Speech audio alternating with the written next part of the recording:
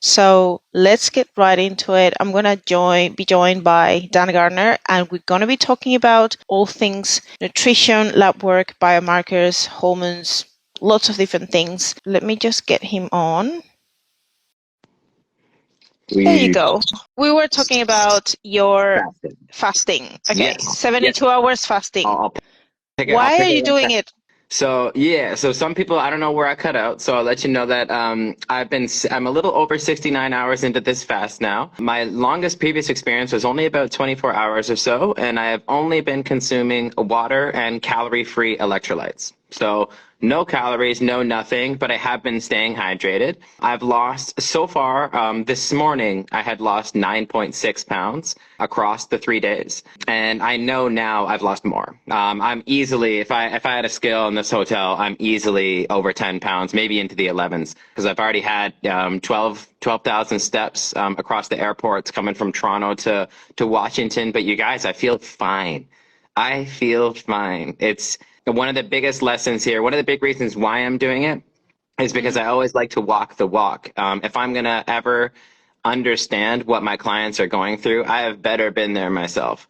So Yep. I want to know what that hunger feels like. I want to know what that depletion feels like. I want to know what the sleep is like. I want to know how much willpower and resilience is required. And one of the biggest lessons across this thing that I've learned is how resilient we actually are. I've been weight training while I've been fasting. My step counts have been high. I haven't had any decreased cognitive function at work, in the airport, anywhere. I'm approaching my 70th hour fasting, and I booked a podcast, you know? But yes, my primary reason to do it was to make sure that I could be in my client's shoes. But the lessons I've learned from it are pretty cool with respect to how much of hunger and how much of cravings and how much of your inability to perform if you don't think you've eaten is really all up here. We're capable of so much more than we think we are. And I just made a decision. I'm not going to, food is not an option. I would propose I'm probably down about 11 pounds-ish at this point. Why would you prescribe someone to do fasting?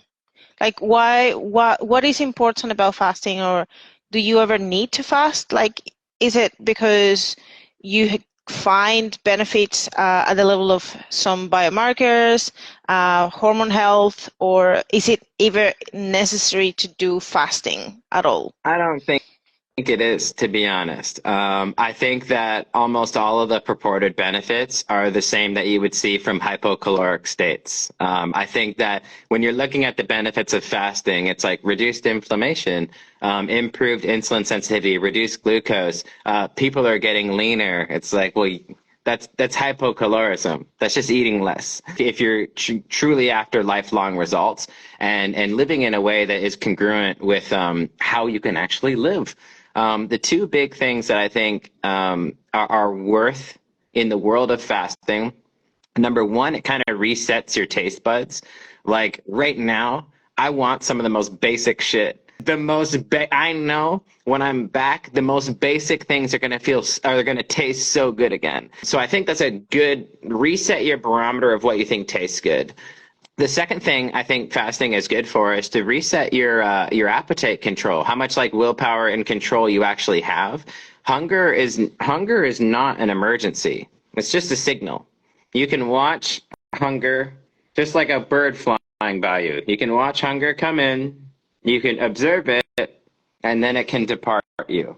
I think the strengthening of one's control on their appetite and the resetting of their barometer of what actually tastes good are two absolute worthy pursuits of fasting. That would be for the consumer. For a coach, I think that you should do it just to put your shoes in your client, to put yourself in your client's shoes, because I needed to see what was happening. A lot of people were talking about this as if it was something amazing. My experience has been pretty neutral.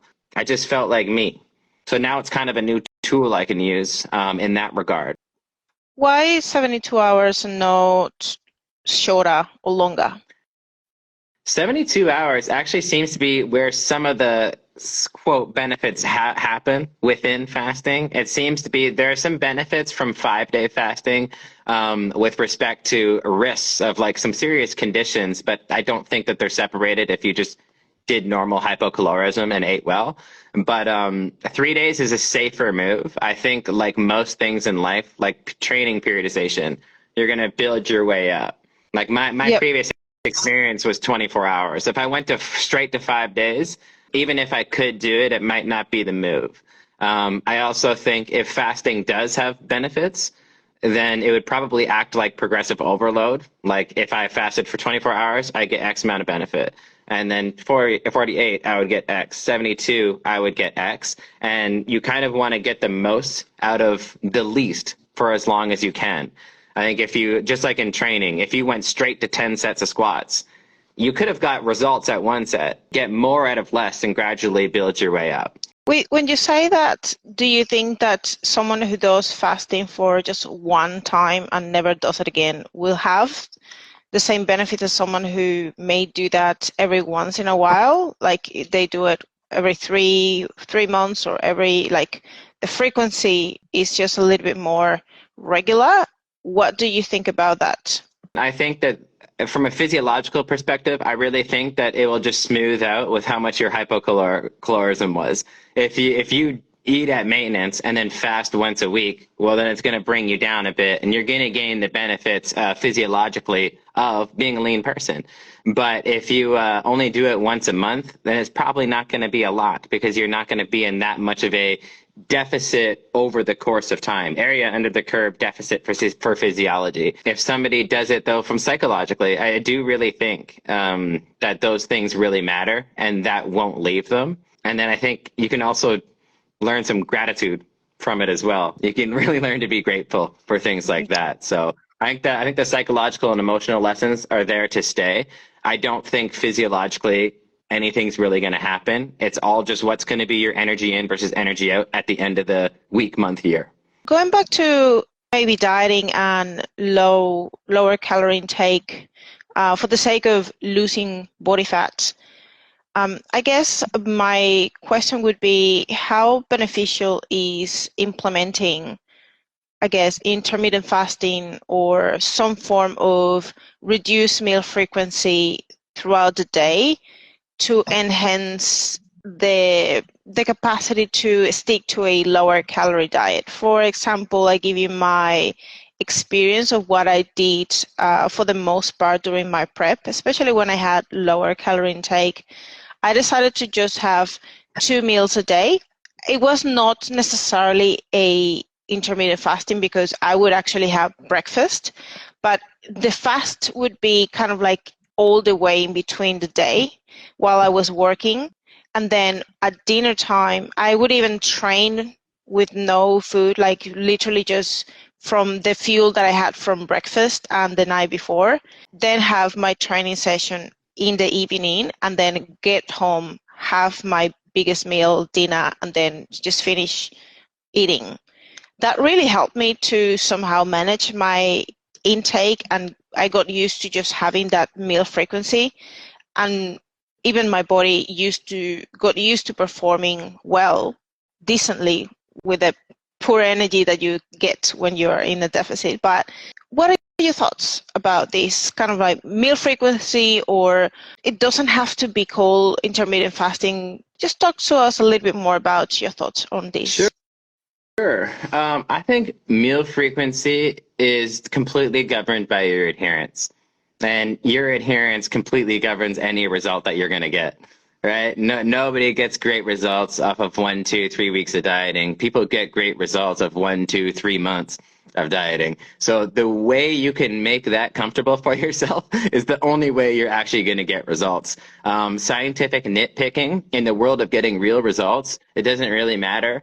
I personally, I'll post about metabolic pathways, very intricate mechanisms, things that I find are fascinating at a cellular level. But in a real world results level, nothing is more important than adherence. I could give every scientific explanation in the world as to why someone should have 6 meals per day, but if they don't want to do it, they're not going to get results. Being the coach, you have to be the tree that bends with the wind in adherence. And I don't think anywhere there's more of an important time than that than meal frequency. People have their own routines, and if you're going to choose an intermittent fasting approach, that's fine. So long as you're meeting your total calories, your proteins, carbs, and fats, by the end of the day, you're going to be in a great spot. Adherence is number one, but if you are going to get to a true world-class level, I do think that you need to take some things into consideration. Peri-workout nutrition being one, being pre, intra, and post-workout nutrition, and then also just fractional synthetic rates and fractional breakdown rates. You can think about that's FSR and FBR. You can think about fractional synthetic rates like if you train today, your body is going to be recovering that muscle for anywhere from 2 to 4 days, depending on what muscle group you trained and how hard you trained. So your muscle, if you train today, is going to recover, for the sake of this example, let's say for 4 days. That means that happens 24 hours a day. So you're recovering 24 hours a day.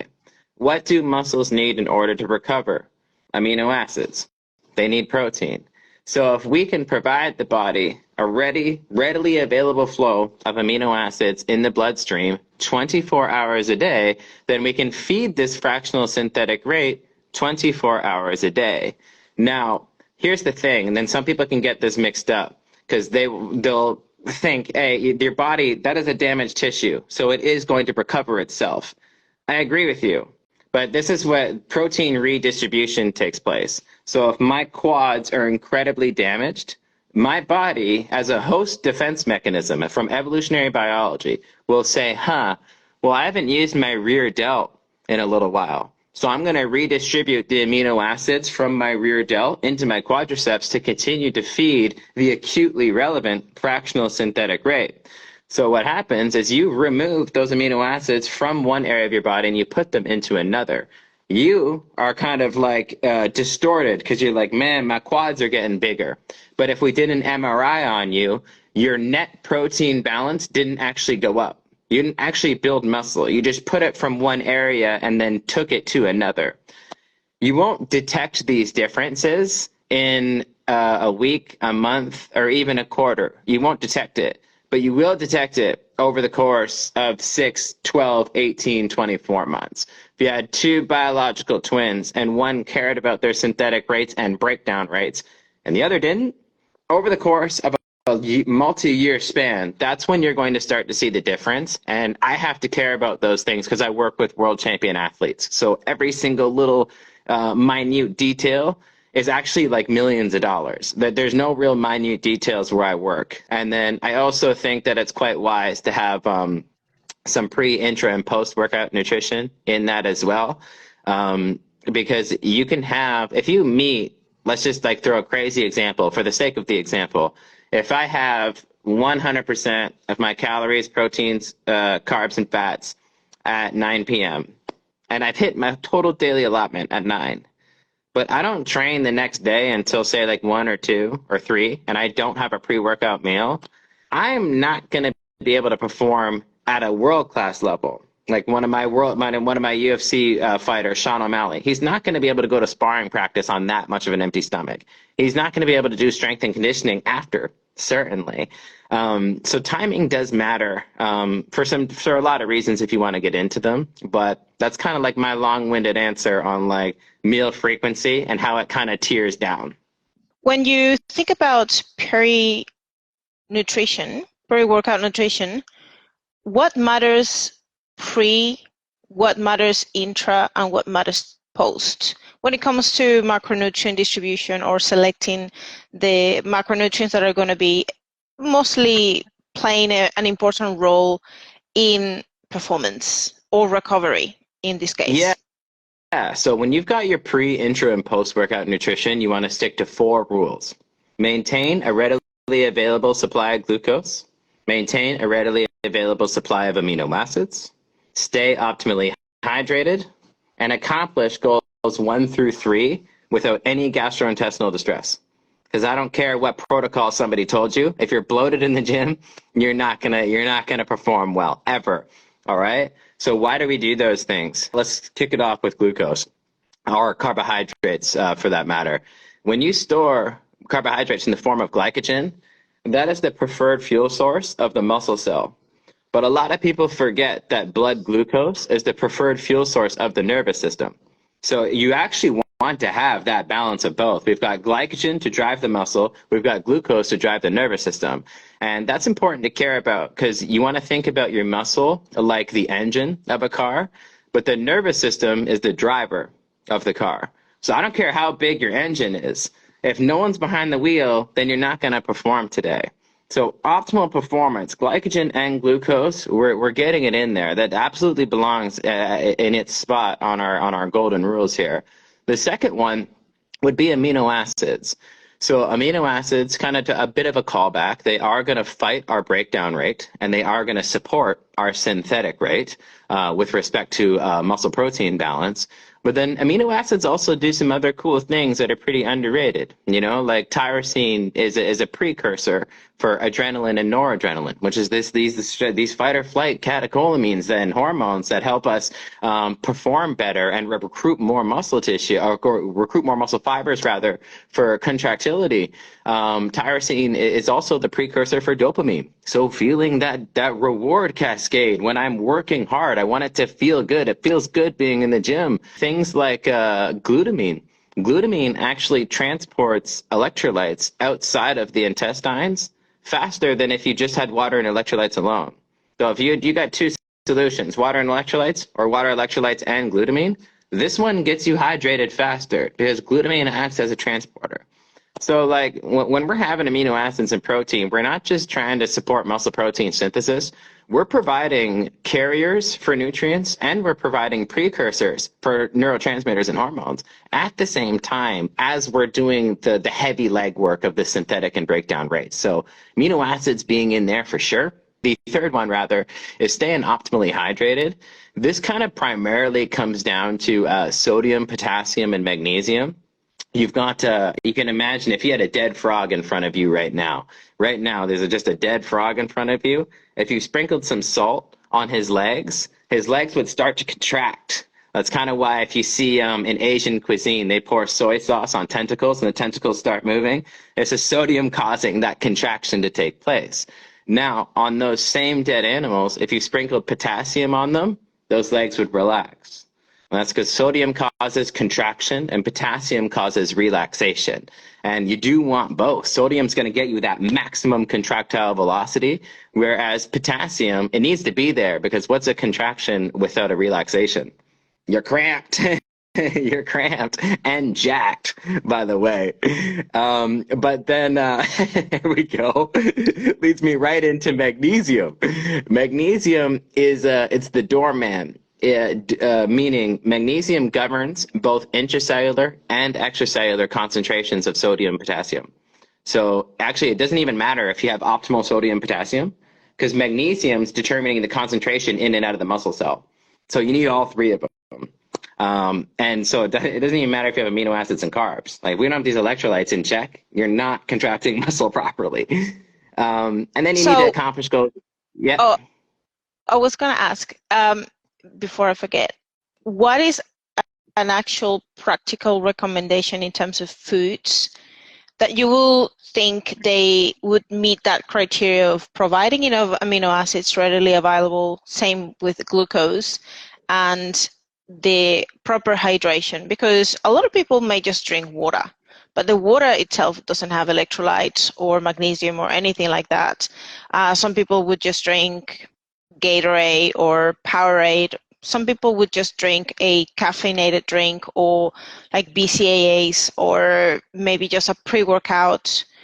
What would be your recommendations, thinking snacks, pre-workout, or food, actual food that is practical, is easy to carry with you, thinking about people that are on the run, working, like they just not necessarily just thinking about what is my optimal nutrition, let's meal prep, let's make things, like they are just people that are on the go and they need things that are readily available that you can just have in your gym bag, straight up, you just take it with you.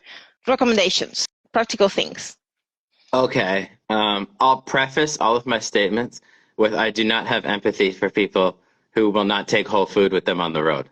Okay? I expect you to bring your chicken and rice. I expect you to bring your vegetables. I expect you to bring your shit.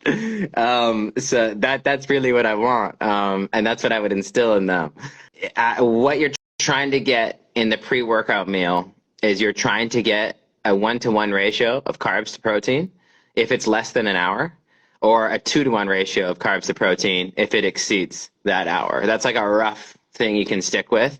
And that meal should be that ratio of carbs to protein. And it should also be low fiber and low fat. All right. Fiber and fat, do they provide a lot of healthy benefits for our body? Hell yeah. Do they belong pre-workout? Fuck no. Why? Because they slow down. They slow down digestion. And what's rule number 4? Do everything without gastrointestinal distress. All the nutrients you're taking in pre-workout, they're just going to get stuck in your gut, and then you're going to do squats while you're bloated and farting. So we want not that. So we're going to have things like chicken breast and white rice. Sounds like a bodybuilder meal. Kind of is. But that's low fiber, low fat, and gets the job done. If we wanted to make that super transportable, then that would probably just be like a more ripe banana with a scoop of whey protein. That's going to be about 1-to-1. You're going to get 25 grams of carbs and 25 grams of whey. And then if you wanted to double that up, it really could just be 2 bananas.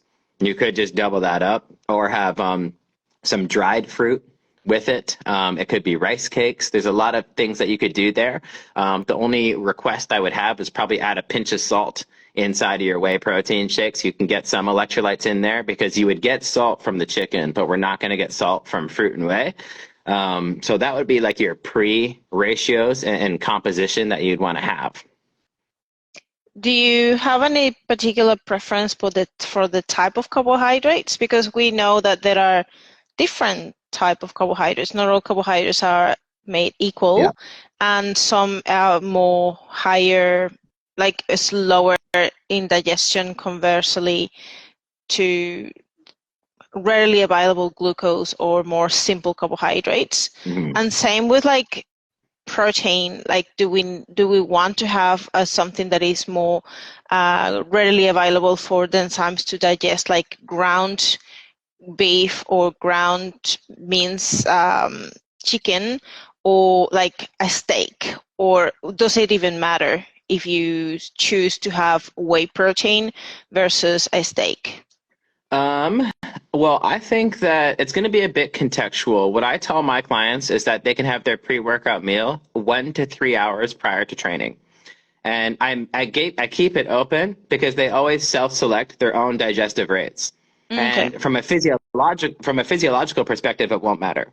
Those nutrients are still going to be in their body by the time they train, whether it's 1 or 3 hours later. So then I allow their own gastric transit time to kind of self-correct itself in there.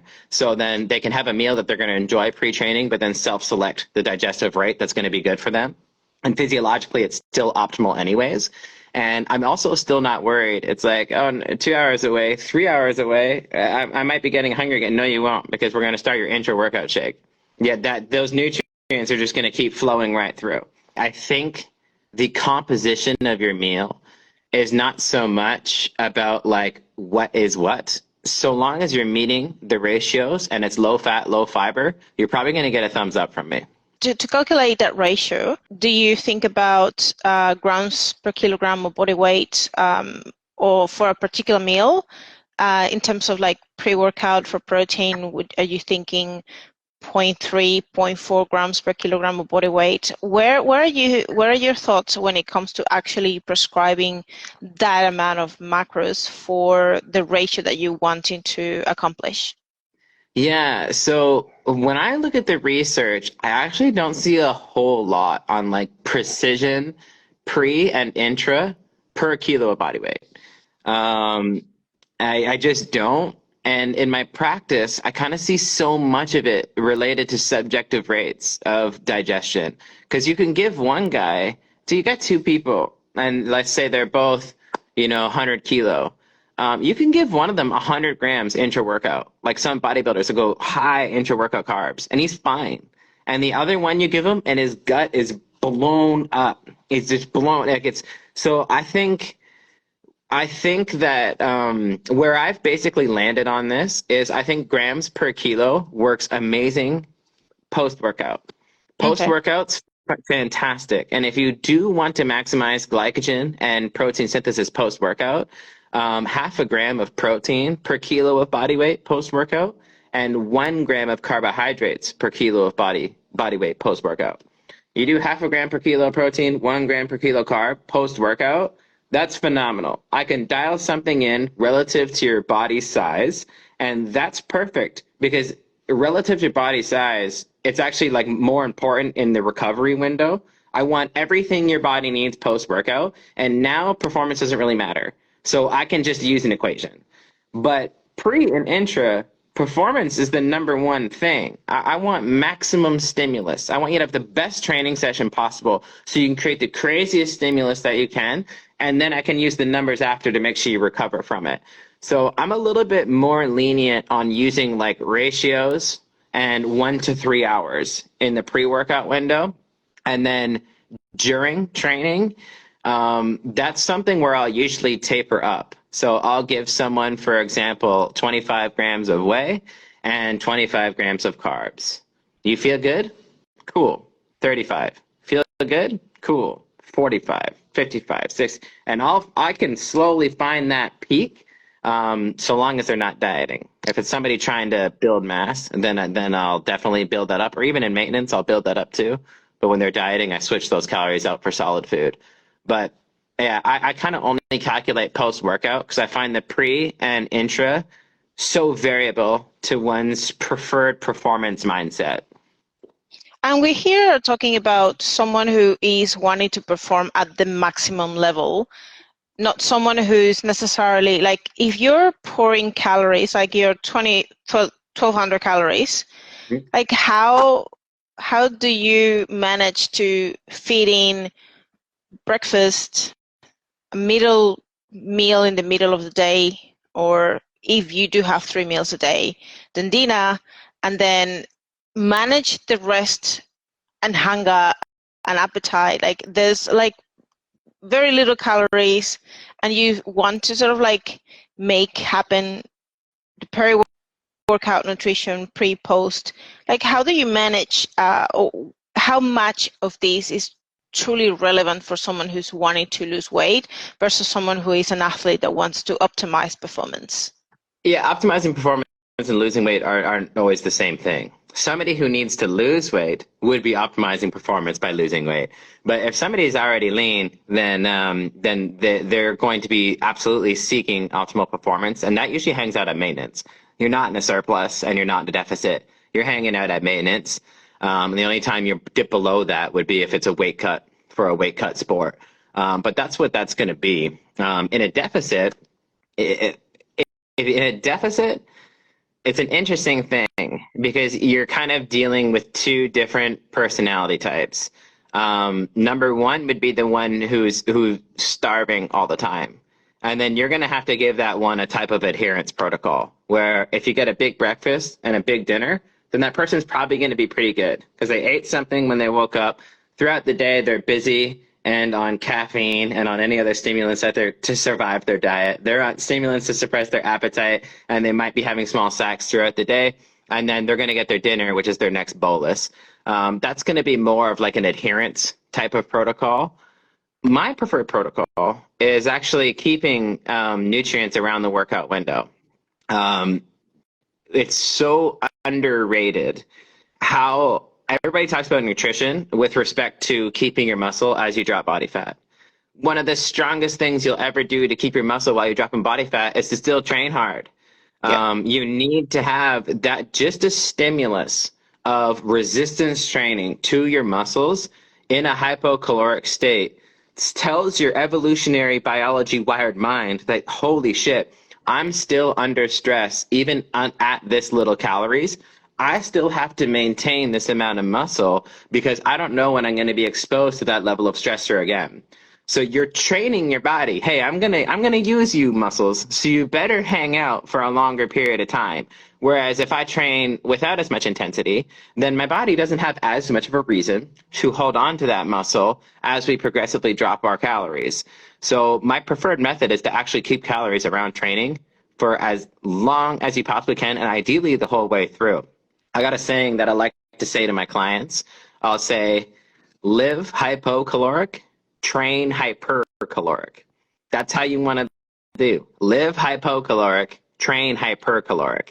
I actually want to give you a meal pre-workout and a meal post-workout so you actually train like you weren't even on a diet. You get that fuel in you. You're able to knock out your session with a high level intensity, send the stimulus that you need to send in order to retain your muscle and possibly even make progress along this diet. Get in your meal for recovery post-workout, and then do what you can for appetite management outside of that. There's a lot of tips and tricks that you can do to suppress appetite that we can talk about if you want. But there's things that there are about appetite, but then it's also just staying strong, staying to the goal. Yeah. What about the strategies around putting your training session closer to a main meal? So your breakfast or your dinner becomes your pre or post workout. So you kind of like kill two birds with one stone, but also you are prioritizing that nutrition closer to your workout. You're still prioritizing that performance. And the other would be you're eating your really normal nutritious meals for like the frequency that you can use to improve adherence, but you can also use a stimulant or like a caffeinated drink or maybe just an energy drink or something that could still give you that sort of power to push through a workout without necessarily underperforming. Yeah. You may not be performing as an optimal level athlete, but you can still push hard. And I can say that from my own experience with going through this prep, I may not have had like a big meal. I could just have like a bit of like a yogurt or a slice of cheese or something and a caffeinated drink, and I would really push through. I would hit some PRs still. Yeah. I would just take it slower, maybe not smash my session in 30 minutes, but probably in an hour, just taking a little bit more longer rest periods. And I would still recover, I would still perform and push myself hard, because it's also something that is in your mind. Like, I really want to do this the right way, and I push and I like training hard. So in this case, what do you think of all of this?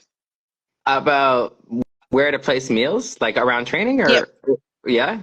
I think if a meal lands around your training in accordance with a cultural meal, like breakfast or dinner, then that's cool.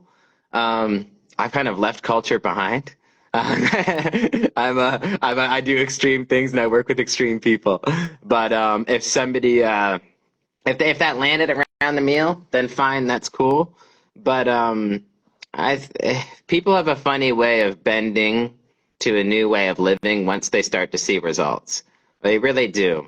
I don't think anything is more motivating than results. If you can get somebody results in the first couple of weeks and they start to see or feel a difference, that momentum carries them. And then conversations about like where meals are placed, they're not always as relevant. The client already internally sees the differences with their mind and their body, and they just kind of want to move forward with it. So I think that they're going to move with the results almost all the time.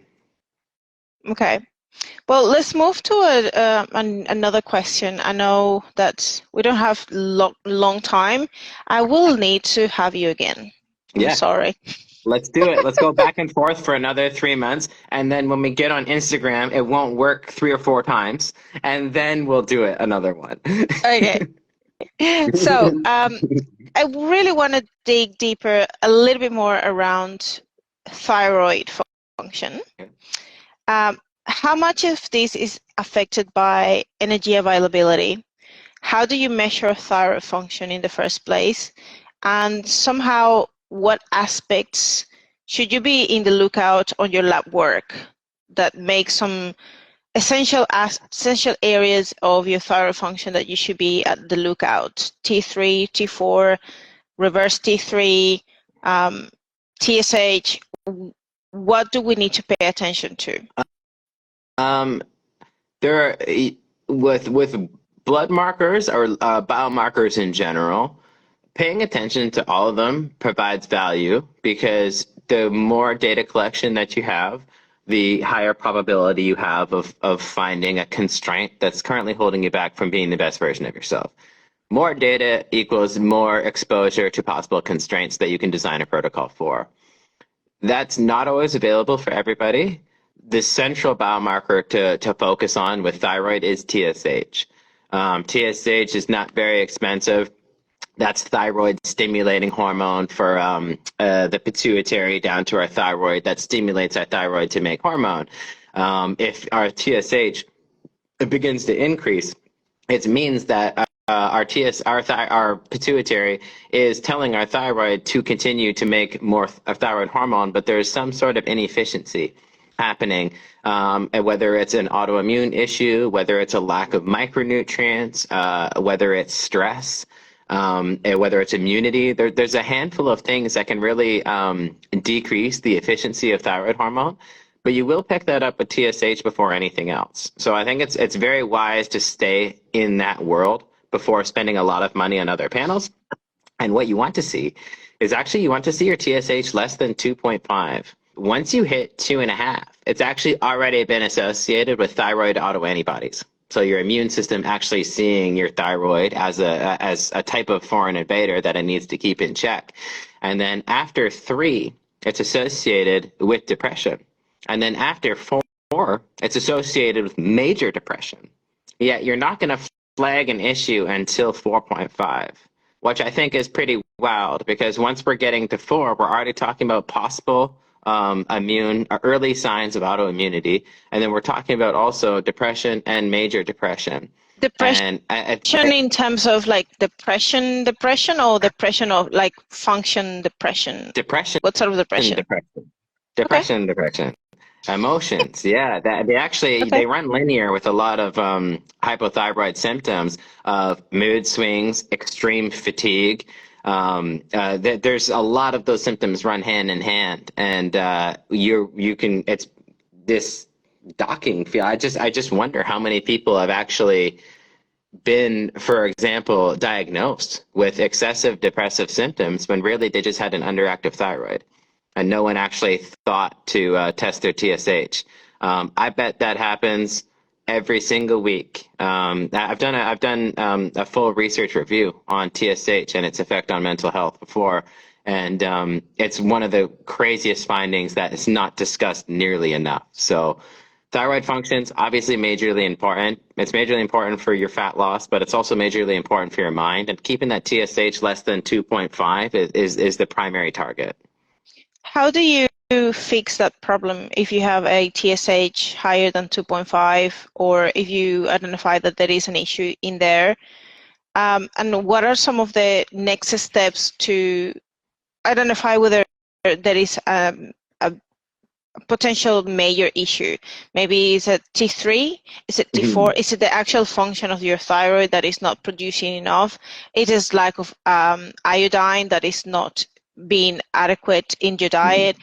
Is it because of extra stress and there is an increase in production of reverse T3? What are the next steps for us to figure out, okay, TSH is high or low? What is happening? Sure. So yeah, what you'll typically see is TSH will start to creep up high. You get 3, 3.5, 4. It's like, why is that happening? And then it's the brain telling the thyroid to make more hormone. So then you're like, all right, let me do a further diagnostic. And then what you'll order is like a T4, free T4, T3, free T3. You get a full comprehensive thyroid panel now. And you can throw on the autoimmune markers on there if you'd like to, thyroid antibodies, thyroid peroxidase, to get right to it. But lots of times that's not the case. Lots of times you do just have an inefficient thyroid.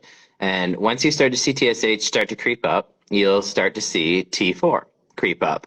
So your body makes, when your TSH signals your thyroid to make thyroid hormone, It's going to make 93% T4, which is an inactive thyroid hormone. And then the remainder is a combination mostly of T3, but your body actually does make some T2. A lot of people never talk about T2. We don't know too much about it yet, but T2 does exist. But then what happens is your body's going to make this abundance of T4, and then it's kind of more or less converted to T3 on an as-needed basis, depending upon the current metabolic environment of the body. And that can be influenced by a lot of factors. However, that conversion from T4 to T3, that is going to happen in 3 primary areas. It's going to happen in your liver, it's going to happen within the gut bacteria, and it's also going to happen within the mitochondria. Those are the 3 primary sites that you can convert T4 to T3. So then if somebody has that TSH that's creeping up, and I'm going to order a more comprehensive panel, and I see a T4 is kind of slightly elevated and our T3 is kind of down, then I know that there's a conversion issue there. So my brain is going to go mitochondria, liver, or gut. It's going to be within there. And if it's not, then I know that there's a micronutrient issue, because we need selenium, zinc, and iodine in order to properly do this full thyroid process.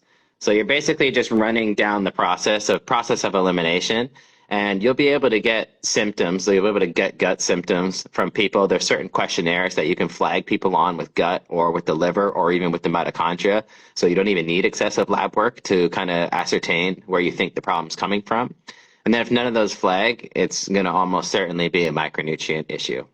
Okay, that's awesome. So where can people find you? Things that you have cooking right now? I know there's a lot of things projects that you've been working on. Mm-hmm. So tell us a little bit more about that. Well, I wish I was cooking right now.